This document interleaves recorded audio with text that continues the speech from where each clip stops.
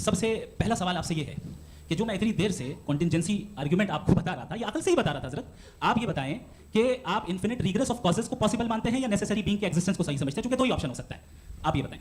देखिए, आपको मैं ईमानदारी से बात करूँ, एक तो मैं कॉन्टिजेंसी वर्ड ठीक से समझता हूँ, और इस वक्त भी जो आपने अंग्रेजी के अल्फाज इस्तेमाल किए वो ज़रा थोड़े से मुझे डिफिकल्ट और कॉम्प्लिकेटेड लगे, तो आप ज़रा सिंपल ज़बान में सवाल कर सकते हैं। बिल्कुल कर सकता हूँ। यूनिवर्स की हर चीज कॉन्टिंजेंट होने का मतलब ये है कि वो अपने एग्जिस्टेंस में किसी के ऊपर डिपेंडेंट है।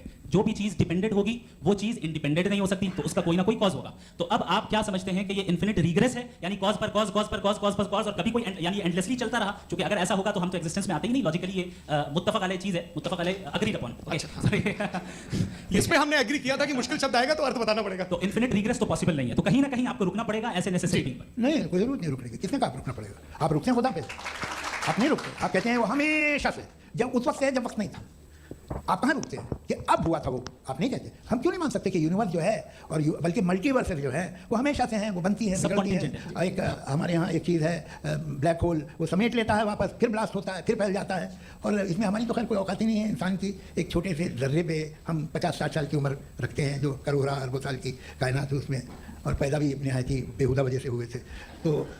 तो इसमें ये सोचना कि इसकी वजूहात और ये क्यों है, ये डिपेंडेंट है, ये हम देख रहे हैं, क्या मालूम। आप सोचिए कि ये जो फैल रही है कायनात, ये कहाँ फैल रही है, ये कहाँ जा रही है, और ये फैल